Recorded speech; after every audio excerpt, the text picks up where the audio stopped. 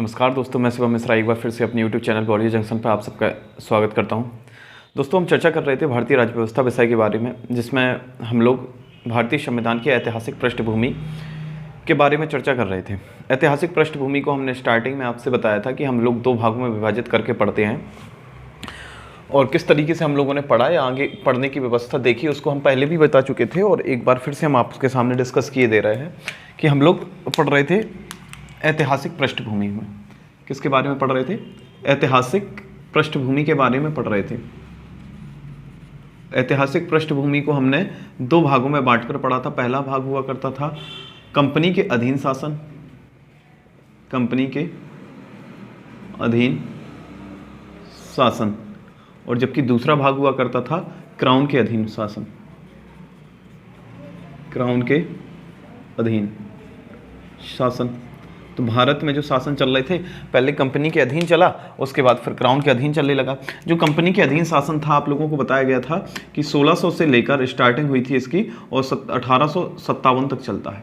1857 में क्रांति होती है और 1858 में एक नया चार्टर एक्ट आता है। 1858 से लेकर 1947 तक का जो टाइम पीरियड होता है उसको क्राउन के अधीन शासन कहा जाता है। कंपनी के अधीन शासन में हम लोगों ने 1600 का चार्टर एक्ट पढ़ा, 1726 का एक्ट पढ़ा, 1773 का रेगुलेटिंग एक्ट पढ़ा, 1784 का पिट्स इंडिया एक्ट पढ़ा, 1791 का अधिनियम पढ़ा हमने, 1793 का पढ़ा, 1813 का पढ़ा, 1833 का, 1853 का पढ़ा। 1853 के बाद अगला अधिनियम हम लोगों का कब आएगा? 1858 में। जब 1853 के अधिनियम के बाद हम लोगों के पास 1858 का अधिनियम पढ़ने जाएंगे, तब तक हम प्रवेश कर चुके होंगे किसमें? क्राउन के अधीन शासन में। और पिछले कई वीडियो में हम आपको जितने सारे टॉपिक कराए हैं वो सारे के सारे कंपनी के अधीन शासन के तहत कराए थे। अब जो भी हम सब कुछ पढ़ेंगे वो किसके अधीन पढ़ेंगे? क्राउन के अधीन शासन पढ़ेंगे। इस बारे में बिल्कुल आप अपनी क्लियर राय बना लीजिए ताकि आप लोगों को समझने में और हमें समझाने में आसानी रहेगी। ठीक, आगे बढ़ते हैं। मार्कर, ठीक दोस्तों, हम क्राउन के अधीन शासन की शुरुआत करने से पहले हमें उसके पीछे की सारी घटनाओं को दिमाग में रखना बहुत ज़रूरी है। तो हम आपको बता रहे थे कि हम लोग अब स्टार्ट करने वाले जो टॉपिक है या नया टॉपिक है या नया चैप्टर स्टार्ट करेंगे उसको क्राउन के अधीन शासन कहा जाता है। उसको लिए हेडिंग क्या डालनी है? क्राउन के अधीन शासन। मतलब ऐसा शासन जो किसके अधीन हुआ करता था? क्राउन के अधीन हुआ करता था। यानी 1858 से लेकर 1947 तक का लगभग 100 साल का समय किसके बीच रहा? क्राउन के अधीन शासन के रहा। इसके पहले हम लोग कंपनी के अधीन शासन वाली व्यवस्था में जी रहे थे। कंपनी के अधीन हमने आपको बताया था, इसके पहले हमने एक छोटा सा वीडियो और अपलोड किया था जिसमें हमने एक टेबल का उदाहरण देकर बताया कि किस तरीके से कंपनी, भारतीय और ब्रिटिश क्राउन के बीच में संघर्ष चल रहा था और किस तरीके से पहले भारतीय प्रशासन की व्यवस्था भारतीयों के हाथ में थी, उसके बाद फिर कंपनी के हाथ पहुंची और कंपनी के हाथ से निकलकर फिर ब्रिटिश क्राउन के हाथ में पहुंची। 1858 आते आते सारी व्यवस्था किसके हाथ में पहुंच चुकी थी? British crown. जहां जहां हम ब्रिटिश क्राउन शब्द यूज कर रहे हैं उसका मतलब ब्रिटिश गवर्नमेंट, ब्रिटिश सरकार, ब्रिटिश संसद से या राजा रानी से है। यहां अब कंपनी का हस्तक्षेप ना के बराबर होगा और क्राउन का जो सारा का सारा शासन या व्यवस्था है वो किसके द्वारा देखी जाएगी? क्राउन के अधीन, यानी ब्रिटिश राजा रानी या ब्रिटिश संसद के द्वारा देखी जाएगी।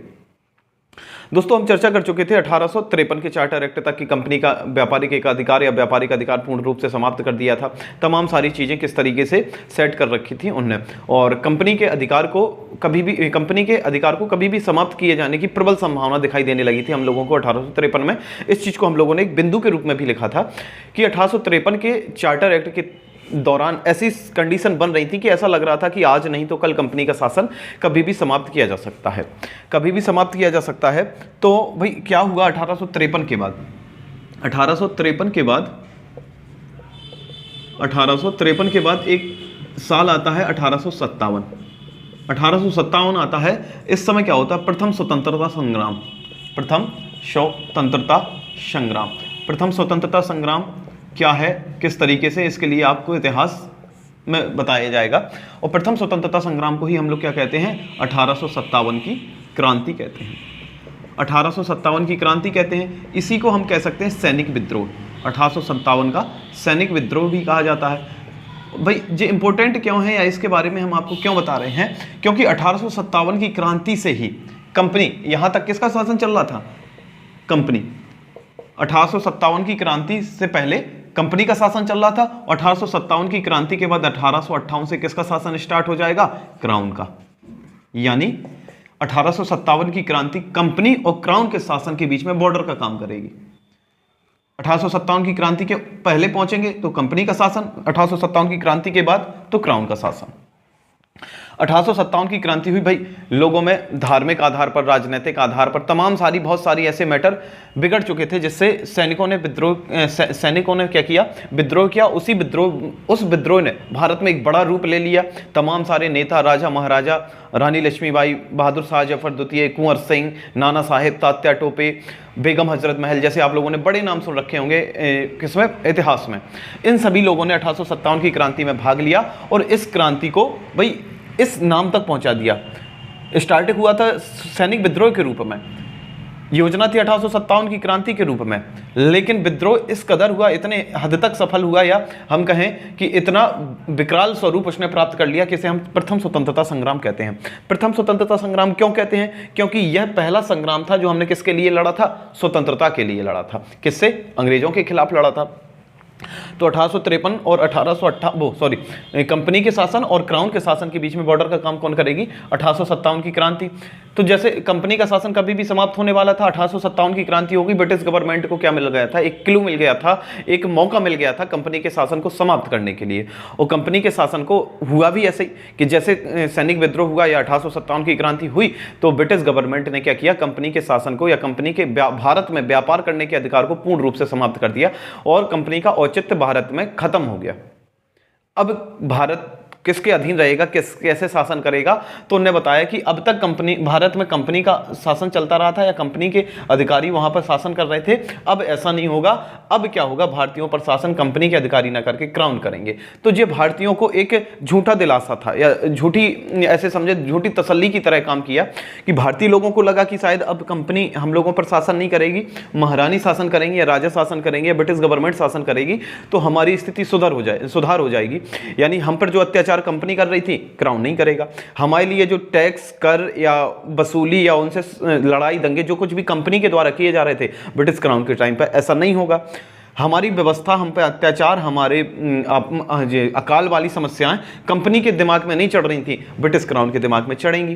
क्योंकि इसमें कहा गया था कि अब कंपनी का नहीं शासन चलेगा, भारत पर किसका शासन चलेगा? राजा या रानी का। उस समय पर तो महारानी थी, तो महारानी का शासन चलेगा।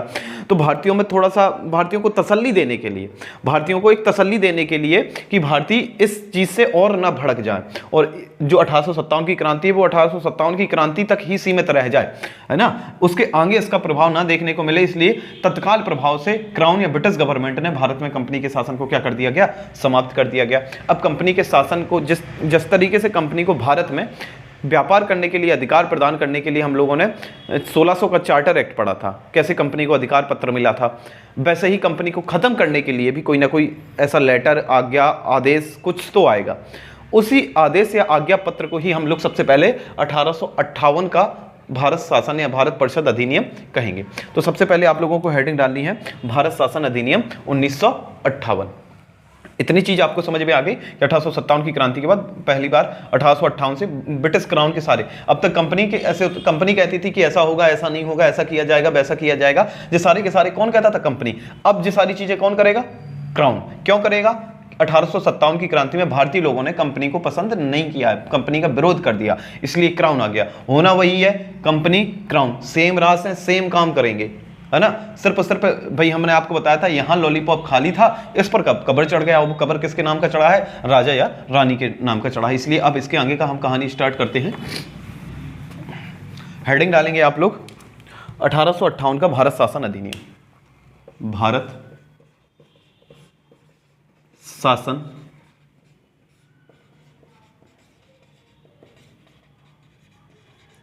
अधिनियम 1858, इस हेडिंग को डालेंगे आप लोग, भारत शासन अधिनियम 1858। इसके बारे में लिखेंगे आप लोग।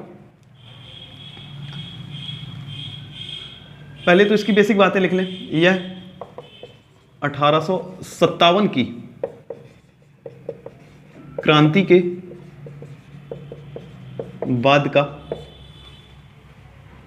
1857 की क्रांति के बाद का प्रथम अधिनियम था। यानी 1857 की क्रांति के बाद सबसे पहले कब आया, तो 1858 में अधिनियम था, अधिनियम था। इसके बाद आप लोगों को लिखना है इस अधिनियम के द्वारा, इस अधिनियम के द्वारा भारत में कंपनी के शासन को समाप्त कर दिया गया, समाप्त कर दिया गया। इस अधिनियम के तहत भारत में कंपनी के शासन को क्या कर दिया गया, समाप्त कर दिया गया। अगला बिंदु, तथा, इसी के आगे आप लोग जोड़ते जाएंगे, तथा अब भारत में शासन, अब भारत में शासन की जिम्मेदारी ब्रिटिश क्राउन, ब्रिटिश क्राउन का मतलब राजा रानी, ब्रिटिश क्राउन के हाथों में पहुंची। 1857 की क्रांति के बाद यह पहला अधिनियम था, और क्रांति हुई किस लिए थी, कंपनी के खिलाफ, इसलिए कंपनी के शासन को समाप्त कर दिया गया। अब जब किसी के शासन को समाप्त किया जाएगा तो कोई ना कोई तो आना चाहिए ना, तो उसकी जगह किसने ली, ब्रिटिश क्राउन ने। ब्रिटिश क्राउन का मतलब क्या होता है, ब्रिटिश सरकार या ब्रिटिश संसद लिख सकते हैं हम लोग, ब्रिटिश सरकार, इसे ही हम क्या कहते हैं, राजा, ऐसे लिखें आप, थोड़ा सा इसको सुधार करके लिखें, पहले राजा रानी लिखें, राजा अथवा रानी जो कोई भी हो, हेड होगा राजा रानी, और राजा रानी किसके थ्रू करवाएगी, ब्रिटिश सरकार के थ्रू करवाएगी, ब्रिटिश सरकार के थ्रू इसका करवाएगी। आप लोगों से पूछा जाएगा, जो महत्वपूर्ण बातें लिखवा रहे हैं, पहले 1857 की क्रांति के समय ब्रिटेन के पीएम कौन हुआ करते थे, क्योंकि ब्रिटेन के पीएम से क्वेश्चन कई बार पूछा जा चुका है। 1857 की क्रांति के समय ब्रिटेन का प्राइम मिनिस्टर कौन हुआ करता था, और 1858 या क्रांति के बाद कहें हम, क्रांति के बाद ब्रिटेन का पीएम कौन हुआ करता था। हम आपको बता दें कि 1857 की क्रांति के समय पर ब्रिटेन का पीएम हुआ करता था पामस्टन, लॉर्ड पामस्टन, पामस्टन, और इसके बाद बने थे लॉर्ड 1857 की क्रांति हुई तो ब्रिटेन में भी उसका प्रभाव पड़ेगा। अभी हम बताएंगे कि किस तरीके से ब्रिटेन में परिवर्तन हुए और कहाँ भारत में किस तरीके से परिवर्तन हुए। तो यहाँ का ब्रिटेन का पीएम कौन बन गया, लॉर्ड डर्बी।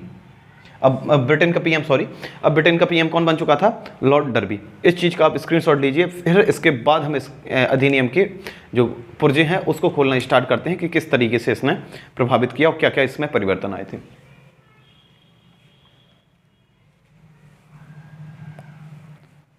चलिए, अब 1857 की क्रांति की बेसिक बातें, वो 1858 के अधिनियम की बेसिक बातें क्या थी कि कंपनी का शासन समाप्त हो गया। भाई इसको अंडरलाइन कर लेना आप लोग, कंपनी का शासन समाप्त, ब्रिटिश क्राउन के हाथों जिम्मेदारी पहुंची। पहले पीएम पामस्टन हुआ करता था, बाद में पामस्टन वो पीएम कौन बन गया, लॉर्ड डर्बी। अभी सिर्फ 3 बातें लिखी, बड़ी कॉमन सी, इसके अलावा आपने कुछ नहीं लिखा। अब हम लोगों को लिखना है कि इस 1858 के चार्टर एक्ट के तहत जैसे ही कंपनी का शासन समाप्त किया गया और ब्रिटिश क्राउन का शासन लागू हुआ तो उससे फर्क क्या पड़ा, परिवर्तन क्या क्या आए। भाई पहले कंपनी शासन कर रही थी, अब ब्रिटिश क्राउन शासन करेगा, तो फर्क क्या क्या पड़ेगा और कहां कहां फर्क पड़ेगा। तो सबसे पहले हम आपको बताएं, भारत में लिखेंगे, भारत में प्रभाव, ऐसे हेडिंग डाल के आप लोग लिखना है, थोड़ा सा स्टार्ट करेंगे। भारत में प्रभाव, इस 1858 के भारत शासन अधिनियम का भारत पर क्या क्या, भारत में क्या क्या प्रभाव पड़ा, तो हम आपको बताएं। इसके बारे में आप लोग सीधे लिखते चले जाएंगे। कंपनी का शासन समाप्त, भारत पे कंपनी का शासन क्या हो चुका था? समाप्त। भारत की साम्राज्ञी, साम्राज्ञी किसको कहा जाता है? सम्राट की पत्नी को। भारत की साम्राज्ञी महारानी विक्टोरिया को घोषित किया गया। भारत का जो अब तक गवर्नर जनरल हुआ करता था उसके पदनाम को बदल दिया गया, यानी भारत के गवर्नर जनरल के पदनाम को, पद को ऐसे, भारत के गवर्नर जनरल को भारत का वायसरॉय कहा जाने लगा। आपसे पूछा जाएगा भारत के गवर्नर जनरल अंतिम और भारत का वायसराय प्रथम कौन बना? यानी भारत का अंतिम गवर्नर जनरल और भारत का प्रथम वायसराय कौन बना? तो इस समय हुआ करते थे लॉर्ड कैनिंग। कौन बना? Lord Canning. यहां से क्वेश्चन आप लोगों से पूछे जाते हैं। अच्छा, यह प्रस्ताव यानी भारत शासन अधिनियम को, भारत शासन अधिनियम को भारत में 1 नवंबर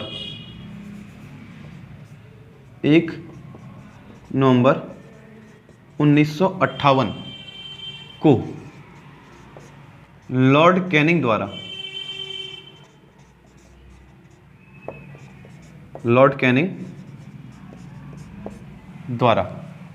भारत शासन अधिनियम को 1 नवंबर 1958 को लॉर्ड कैनिंग के द्वारा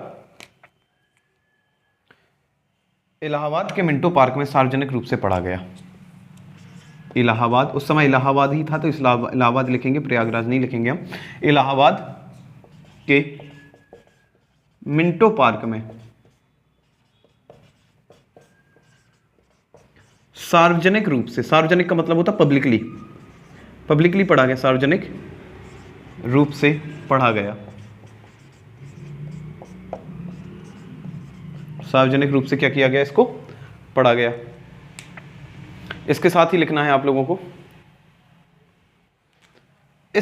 इसको क्या कहा जाता है? इस अधिनियम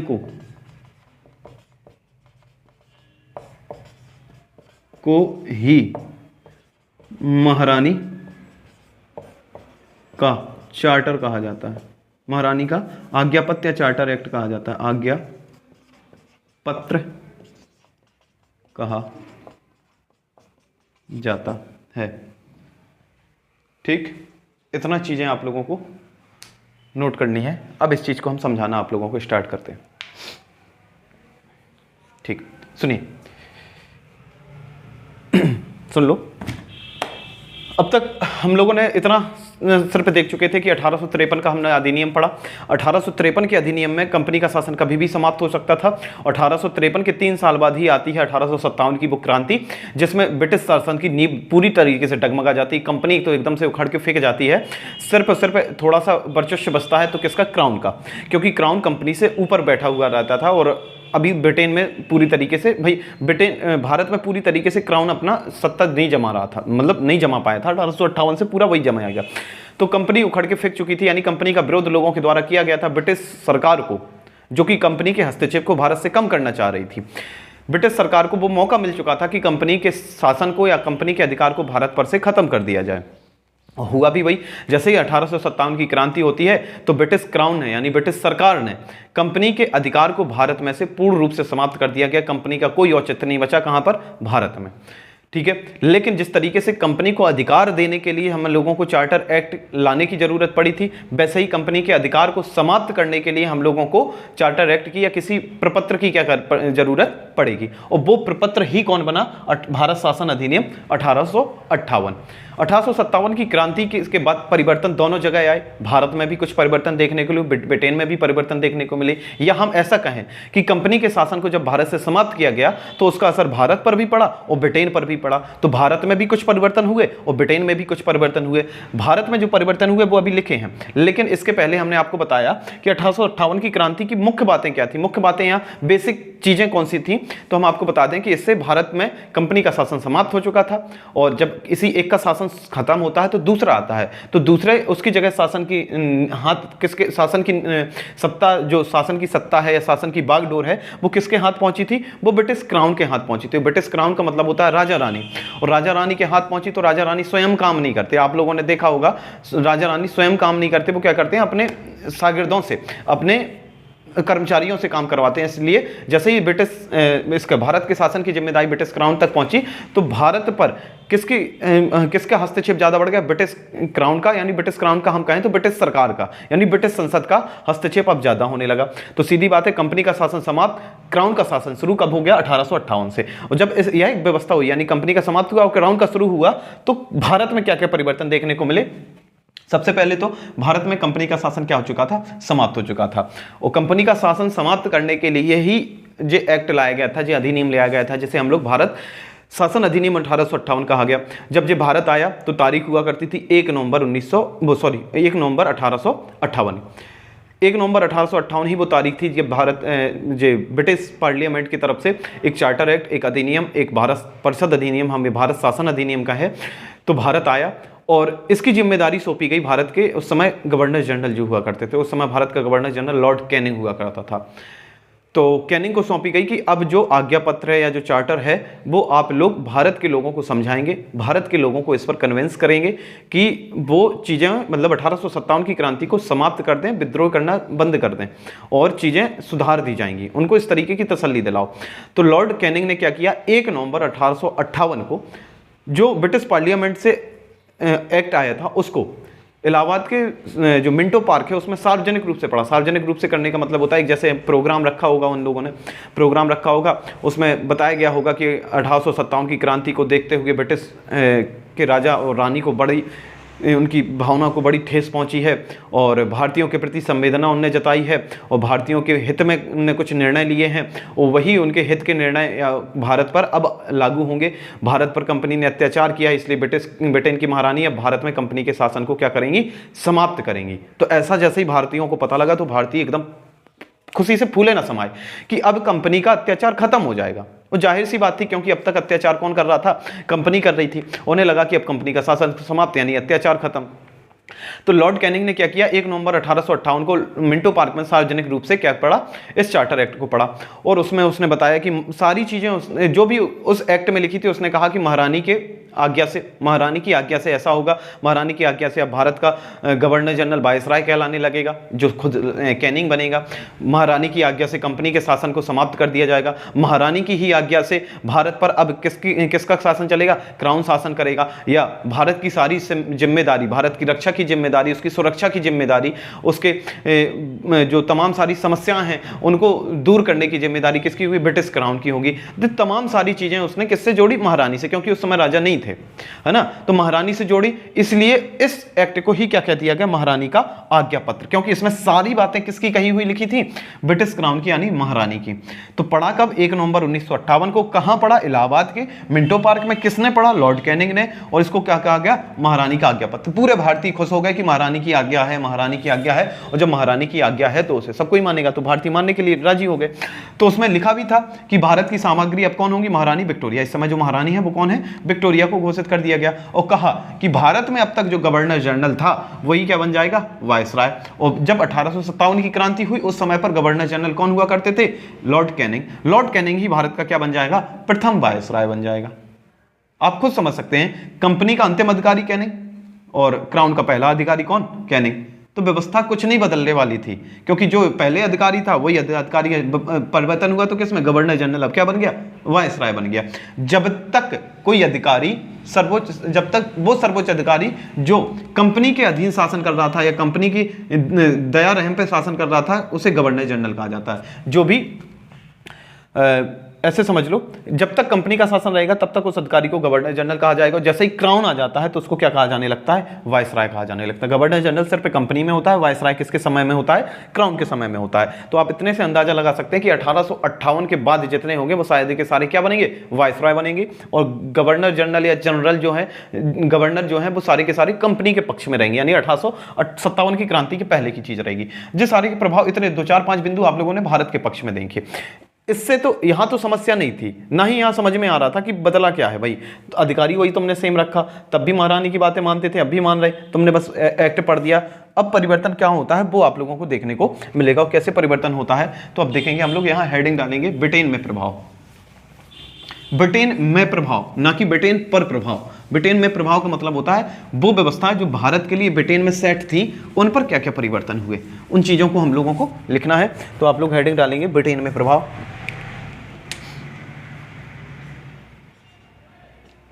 ब्रिटेन में प्रभाव, वो किसका प्रभाव, भारत शासन अधिनियम 1858 का। ब्रिटेन में प्रभाव, ब्रिटेन में क्या प्रभाव देखने को मिला हम आपको बताएं। तो सबसे पहले आप लोग लिखेंगे, हमने आपको बताया था अब तक भारत या कंपनी को भारत में कंट्रोल करने के लिए, भारत में उसका भाई उसको रेगुलेट करने के लिए दो संस्थाएं काम किया करती थी, एक कोर्ट ऑफ डायरेक्टर, एक बोर्ड ऑफ कंट्रोलर। यानी ब्रिटेन में प्रभाव क्या पड़ा, आप लोग इसके बारे में भी ऐसे ही लिखना स्टार्ट करेंगे। पहला बिंदु लिखेंगे बोर्ड ऑफ डायरेक्टर या court of director, court of director जिसे क्या कहते हैं, निदेशक मंडल। 24 सदस्य हुआ करते थे, लास्ट में फिर 18 कर दिए गए, निदेशक मंडल। और board of controller, board of controller यानी नियंत्रक मंडल, जिसमें 6 सदस्य हुआ करते थे। नियंत्रक मंडल को समाप्त कर दिया गया, जो पढ़ा गया उस एक्ट में पढ़ा गया कि अब बीओसी और बीओडी को क्या कर दिया जाएगा, खत्म कर दिया जाएगा, को समाप्त कर दिया गया। तो लोगों को लगा कि सारी की सारी व्यवस्था इन्हीं लोगों ने गड़बड़ कर रखी थी, इसलिए महारानी ने इनको खत्म कर दिया, अब सब कुछ सुधर जाएगा। और कहा गया भाई अब इनका काम किसी को देना पड़ेगा, जो शक्ति बोर्ड ऑफ डायरेक्टर के पास या बोर्ड ऑफ कंट्रोलर के पास थी, तो किसी ना किसी को काम करना देना ही पड़ेगा। लिखेंगे दूसरा, इन दोनों, किन दोनों के ऊपर के दोनों, इन दोनों निकायों की शक्ति के प्रयोग हेतु, के प्रयोग हेतु एक नए पद का सृजन किया गया। आप लोगों को ब्रिटेन में प्रभाव क्यों लिखा, क्योंकि बोर्ड ऑफ डायरेक्टर या बोर्ड ऑफ कंट्रोलर कहां बैठते थे, ब्रिटेन में, और उन्हीं को समाप्त कर दिया गया। अब इन दोनों की जो शक्तियां थी, जो काम बोर्ड ऑफ डायरेक्टर करता था या बोर्ड ऑफ कंट्रोलर करता था, उन दोनों की शक्ति या कार्यों के लिए हेतु एक नए पद का सृजन किया गया। सृजन मतलब बनाया गया, सृजन किया गया, जिसे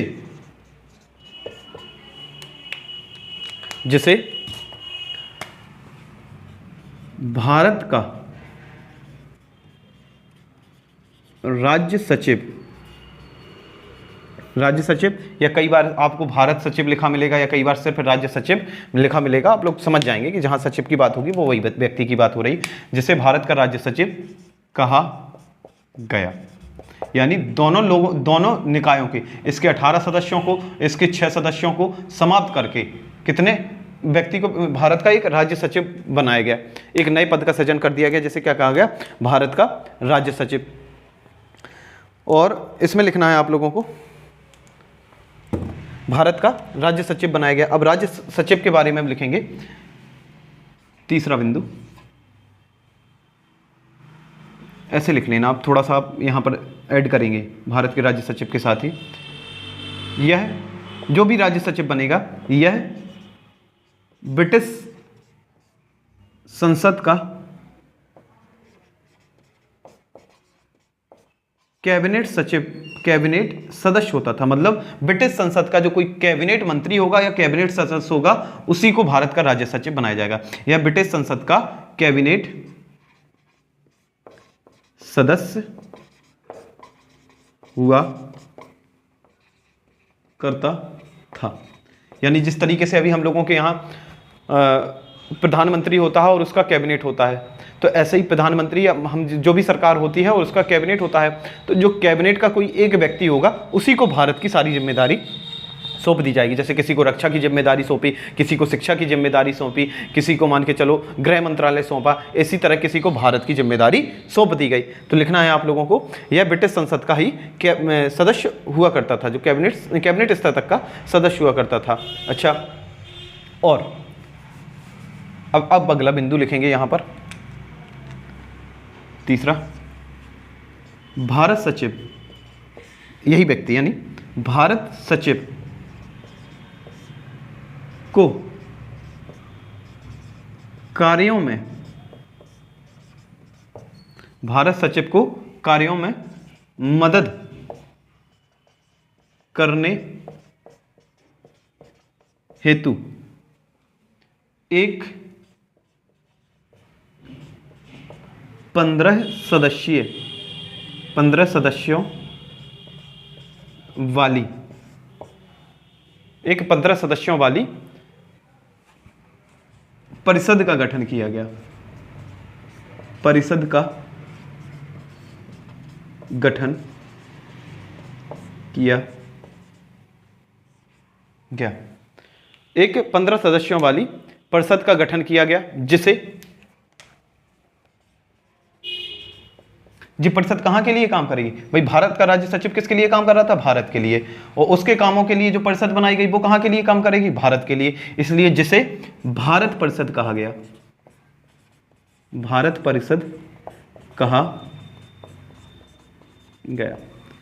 सीधी सी बात, इन तीन चीजों में बोर्ड ऑफ डायरेक्टर और बोर्ड ऑफ कंट्रोलर, इन दोनों को क्या कर दिया गया? समाप्त कर दिया गया। एक नया पद सृजित किया गया, नया पद बनाया गया, जिसे हम लोग क्या कहते हैं?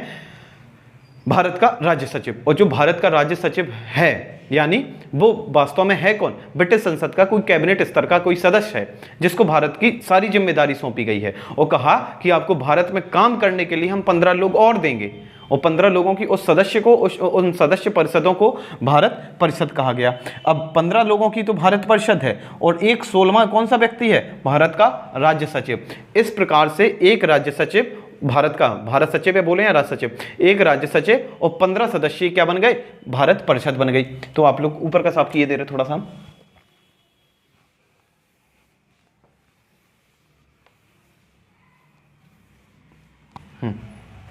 लिखेंगे अब आप लोग,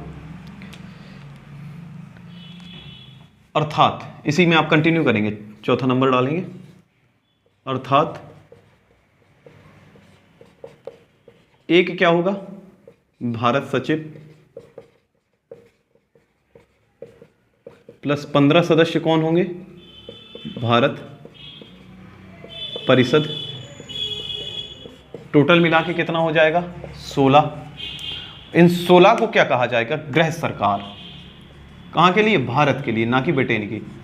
ने क्या कहा जाएगा? गृह सरकार। आपसे पूछा जाएगा गृह सरकार में कितने सदस्य थे? 16।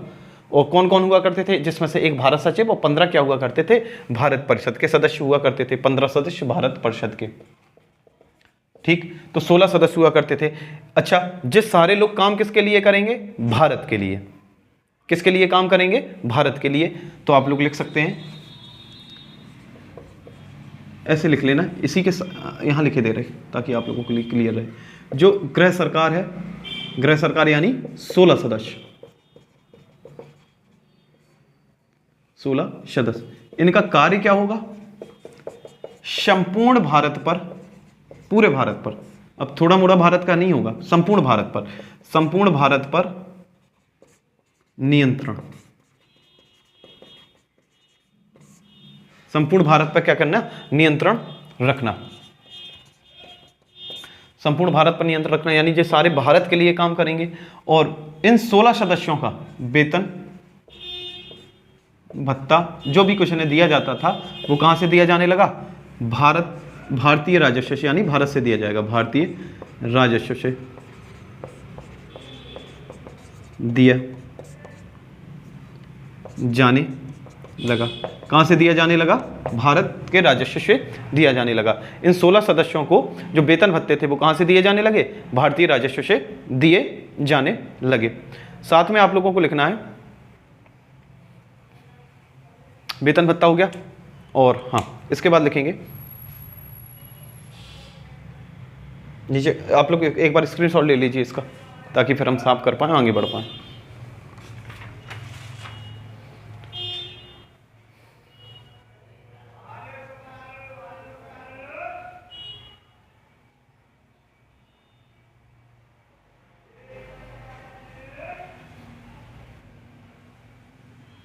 ठीक, चलिए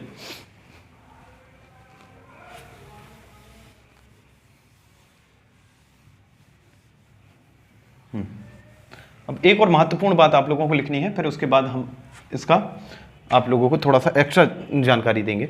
वो महत्वपूर्ण बात कौन सी है?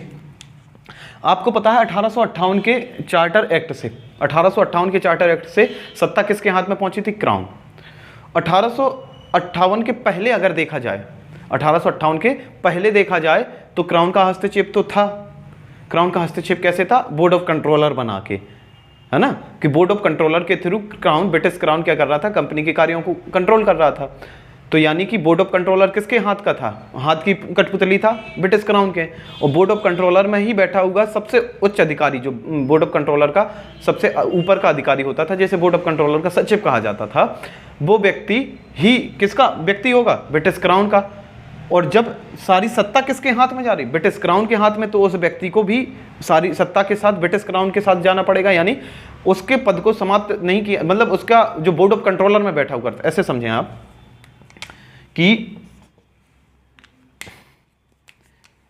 बोर्ड ऑफ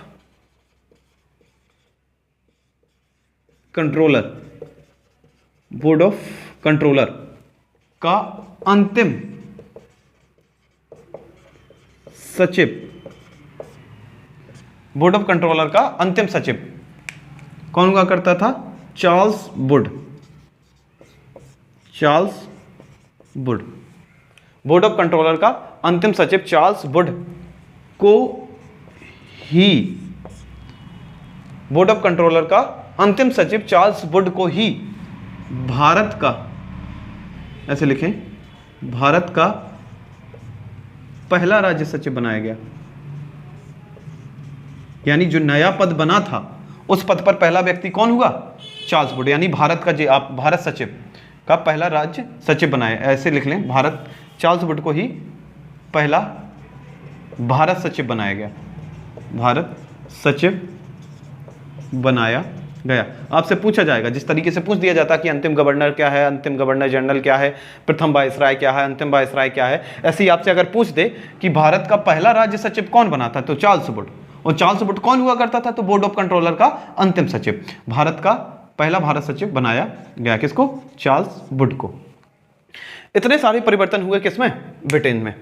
और इसमें तकलीफ किस चीज पर हुई, यानी तकलीफ वाली व्यवस्था किस व्यवस्था, तकलीफ वाली जो तकलीफ कौन सी बात छोड़ गई? तो वो जे वाली वेतन भत्ते वाली बात क्या हो गई? भारतीयों को तकलीफ दे गई कि भाई गृह सरकार बैठेगी कहां पर? वो सॉरी, गृह सरकार किसकी जगह आई? बोर्ड ऑफ कंट्रोलर की और बोर्ड ऑफ डायरेक्टर की, जो हैं कहां? ब्रिटेन में। उनकी जगह ली किसने? एक सदस्य ने, जो भारत सचिव है। जो भारत सचिव है वो भी कहाँ का हिस्सा है? ब्रिटिश संसद का।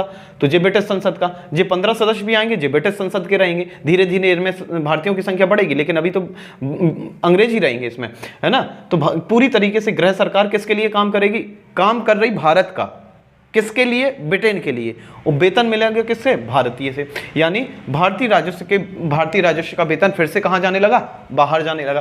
तो ये चीज समस्या होगी। और जैसे ही गृह सरकार का, यानी इन 16 सदस्यों का वेतन भारत से दिया जाता रहेगा कुछ दिनों तक, और जब कुछ लोग, हम लोगों के यहाँ बुद्धिजीवी आना स्टार्ट होंगे, यानी भारत में कुछ बुद्धिजीवी आना स्टार्ट होंगे, तो वो इस चीज़ का विरोध करेंगे कि भाई ब्रिटेन के अधिकारियों को हमारे यहाँ से वेतन ना जाए, वो अपना देखें।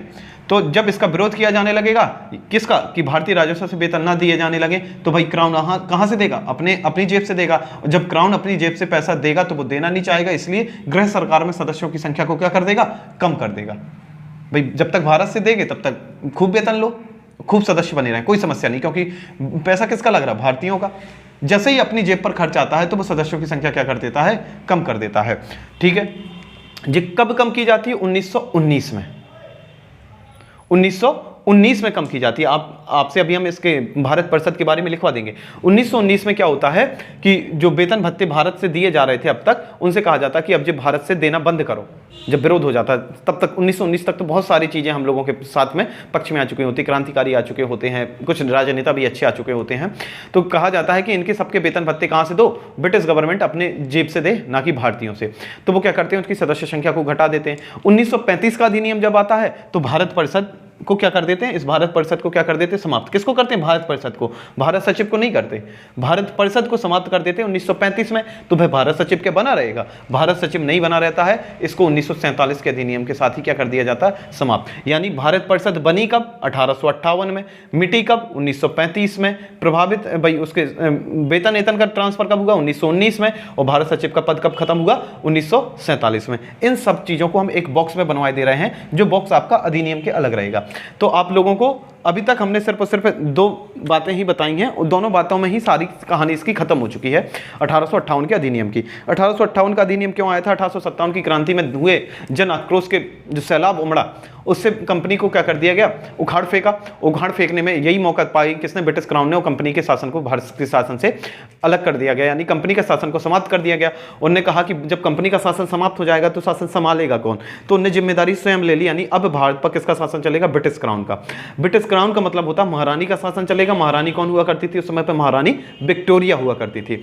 और कहा गया कि जब महारानी का शासन होगा वो इस आधार पर चलाया जाएगा, उस चार्टर एक्ट को पढ़ा के उस चार्टर एक्ट में लिखी जो बातें थी इस आधार पर चलाया गया, इसलिए उस चार्टर एक्ट को क्या कह दिया गया, महारानी का आज्ञापत। उस चार्टर एक्ट पढ़ने का काम किसके द्वारा किया गया, तो लॉर्ड कैनिंग के द्वारा किया गया। लॉर्ड कैनिंग कौन हुआ करते थे, भारत का अंतिम गवर्नर जनरल और प्रथम वायसराय बना कौन, लॉर्ड कैनिंग। लॉर्ड कैनिंग ने पढ़ा कि अब भारत की साम्राज्ञी महारानी विक्टोरिया होंगी, भारत पर से कंपनी का शासन समाप्त किया जाता है, भारत में अब क्राउन का शासन चलेगा, सारे नियम कायदे कानून ब्रिटिश रानी के हिसाब से चलेंगे, अब कंपनी के अत्याचार भारतीयों को नहीं सहने पड़ेंगे। इस तरह की तमाम सारी बातें की भारतीयों के लिए। भारतीय प्रसन्न हो गए, कन्वेंस हो गए कि ठीक है, इस जो चीजें हैं वो वहीं की वहीं दब गई। इसका प्रभाव क्या क्या पड़ा, तो ब्रिटेन में सबसे ज्यादा प्रभाव देखने को मिला कि बोर्ड ऑफ डायरेक्टर और बोर्ड ऑफ कंट्रोलर को समाप्त कर दिया गया। इन दोनों की शक्तियां जितनी थी और कुछ एक्स्ट्रा शक्तियां भी दे दी गई और एक नया पद सृजित कर दिया गया जिसे कहा गया भारत सचिव। अब भारत सचिव कौन हुआ करता था, जो ब्रिटिश पार्लियामेंट है उसमें जो प्रधानमंत्री बनेगा, उस प्रधानमंत्री की ही परिषद में कोई कैबिनेट में एक व्यक्ति शामिल होगा, उसी व्यक्ति को भारत का क्या कर दिया जाएगा, भारत का सचिव बना दिया जाएगा और कह दिया जाएगा कि आप भारत का पूरा काम आप देखेंगे। उस व्यक्ति को भारत का काम देखने के लिए 15 लोगों की मदद की जरूरत होगी, इसलिए 15 लोगों की एक परिषद बना दी गई। किसके लिए, भारत के लिए, इसलिए इसको क्या कह दिया गया, भारत परिषद। अब वही एक सचिव और वही वो 15 सदस्य मिलकर टोटल 16 हो गए। इन्हीं टोटल को क्या कहा जाएगा, गृह सरकार, जो भारत के लिए काम करेगी ब्रिटेन में रह के, है ना। और ब्रिटेन में रह के भारत के लिए काम करेगी। वेतन भत्ते कहां से जाएंगे, भारतीय राजस्व से जाएंगे। भाई एक्चुअली में काम तो वो किसका कर रही थी, ब्रिटिश गवर्नमेंट का, भारत को कंट्रोल करने का। उसका काम क्या था, भारत पर नियंत्रण करना। अब भाई कोई अपने देश पर नियंत्रण करना चाहेगा तो अपने देश में रह के करेगा, है ना। तो लेकिन जिन लोग तो अंग्रेज थे, अंग्रेज भारत पर नियंत्रण कर रहे हैं, यानी कि वो तो काम तो अंग्रेजों का ही हो रहा। थोपा किस पे जा रहा, भारतीयों पर। वेतन भत्ते, भाई तुम हमें मारो और हम ही से पैसा लो, तो ये चीज तो गलत है। इस चीज का फिर आगे विरोध भी होगा। तो 16 सदस्य कार्य संपूर्ण भारत पर नियंत्रण रखना था। और इस बोर्ड ऑफ कंट्रोलर का जो अंतिम सचिव हुआ करता था, जो पहले board of controller, board of director हुआ करते थे, उसमें से बोर्ड ऑफ कंट्रोलर यानी नियंत्रक मंडल का जो अंतिम सचिव था चार्ल्स वुड, उसी को भारत का पहला राज्य सचिव बना दिया गया, यानी पहला भारत सचिव बनाया गया। किसको, सर चार्ल्स वुड को बना दिया गया। अब इसमें आप लोगों को 2 बातें याद रखनी। एक तो राज्य सचिव का पद आया, दूसरा भारत परिषद बनी। इनके वेतन भत्ते कहाँ से दिए जाने लगे, भारत से दिए जाने लगे। और महारानी का शासन चलने लगा, यानी क्राउन का शासन स्थापित हो गया, कंपनी का शासन समाप्त हो गया। महारानी कौन हुआ करती थी, विक्टोरिया। और बंगाल का, भारत का अंतिम गवर्नर जनरल और प्रथम वायसराय कौन बना, लॉर्ड कैनिंग। इतनी चीजें आप लोगों को याद रखनी है, काम हो जाएगा। अब बात आती है भारत परिषद। इस भारत परिषद के बारे में हम आपको बॉक्स में बनवाए दे रहे हैं। बॉक्स का मतलब आपका बॉक्स इसलिए बनवाएंगे क्योंकि जो 1800 जो बॉक्स में लिखा है वो 1858 के से अलग होगा, मतलब इस अधिनियम से क्या होगा, अलग होगा। तो आपको ऐसे लिख लेना है, एक बॉक्स बनाएंगे आप लोग ऐसे। उसमें बॉक्स बड़ा इंपॉर्टेंट रहता है, हालांकि जब जब बॉक्स बनवाएंगे तो उसमें इंपॉर्टेंट फैक्ट ही रहेंगे, इंपॉर्टेंट फैक्ट। उसमें आपको क्या लिखना है, भारत परिषद के बारे में।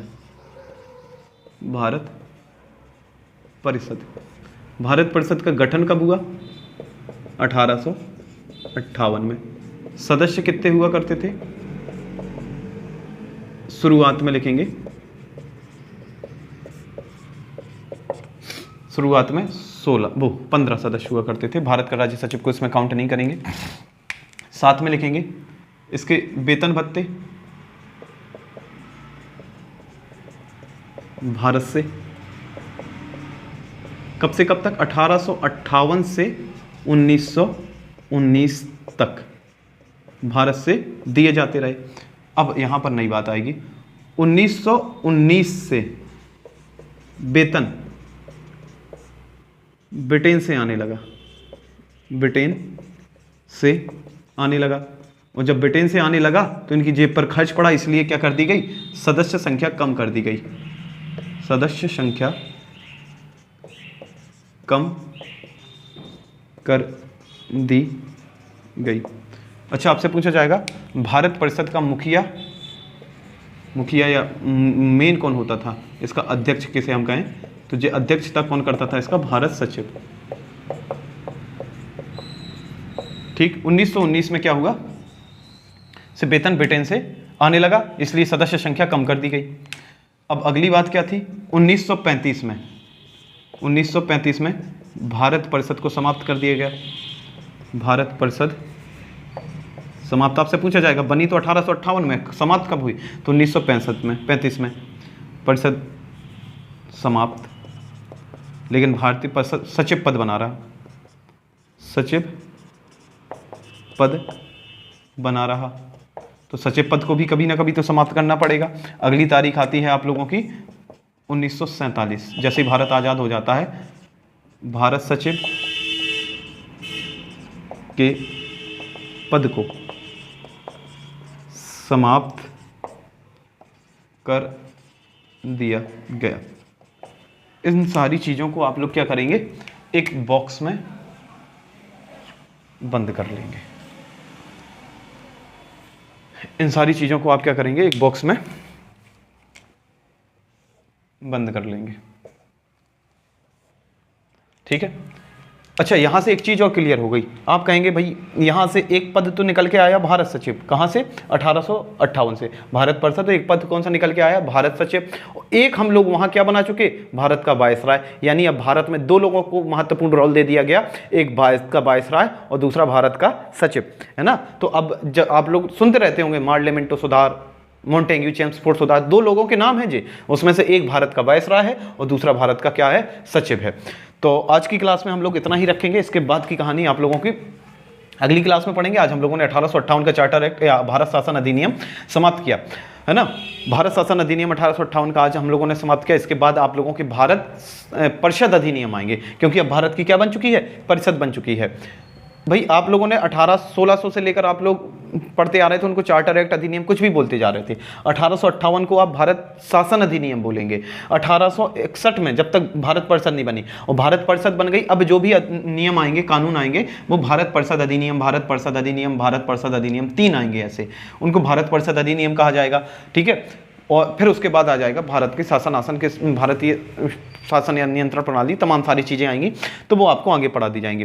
तो इसके बाद का वीडियो जो रहेगा आप लोगों के लिए महत्वपूर्ण रहेगा, और इसके लिए आप लोगों को क्या करना है? उस 1858 तक की सारी चीज़ों को अपने दिमाग में क्लियर करना है। जो लोग 1858 के पहले की कहानी है उसको नहीं देखे हों तो पीछे के प्लेलिस्ट में जाके आप लोग उसको एकदम से कंप्लीट कर सकते हैं। जब भी छुट्टी मिले, आप लोगों को टाइम मिले, एक एक वीडियो अगर देख के चाहें तो आप लोग 1-2 दिन में उसको समाप्त कर सकते हैं। छोटे छोटे से वीडियो हैं, सारे के सारे 1 घंटे से कम के हैं, तो उसको देख के समाप्त कर सकते हैं। तो कंपनी के शासन वाली का पूरा डेटा आप लोगों के दिमाग में सेट हो जाएगा।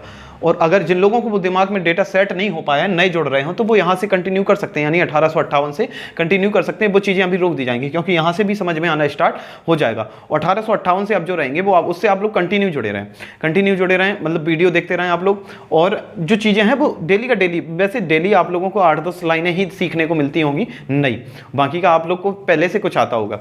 और उसी से भाई 8-10 लाइनें ही याद करनी, 8-10 मिनट का काम है। भाई वीडियो देखा, वीडियो देखने के बाद 10 मिनट भी आप लोगों से देख लेंगे तो काम हो जाएगा।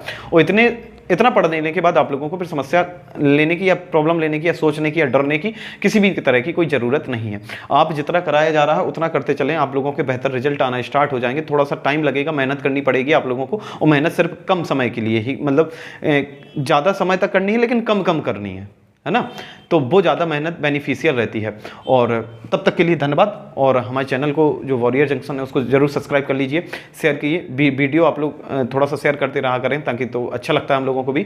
और धन्यवाद। अगर कोई शिकायत हो या कोई सुधार चाहते हो आप, गुंजाइश हो, कुछ लोगों का शिकायत आ रहा था कि छोटा लिखते हैं, तो उसके लिए मैं कोशिश करता हूँ। एक तो कैमरा थोड़ा सा दूर रहता है तो हो सकता है छोटा सा दिखाई देता हो, वरना लिखने की कोशिश में बड़ा नॉर्मल लिखता हूँ, लेकिन कोशिश करूँगा कि और बड़े अक्षर लिखना स्टार्ट करें। इसके अलावा अगर किसी और तरीके का आप सुधार चाहते हो, कोई नया कंटेंट चाहते हो, कोई नया सब्जेक्ट पढ़ना चाहते हो, या कुछ अलग से आप लोगों की क्वेरी हो, तो वो आप लोग कमेंट बॉक्स में ज़रूर हमें बता दिया करें, क्योंकि जैसे आप लोग बताएंगे वैसा करने का हम प्रयास करेंगे। उससे आपका भी अच्छा होगा, यानी आपकी मदद हो जाएगी और आपकी मदद करके हमें भी अच्छा लगेगा। धन्यवाद। जय श्री राम।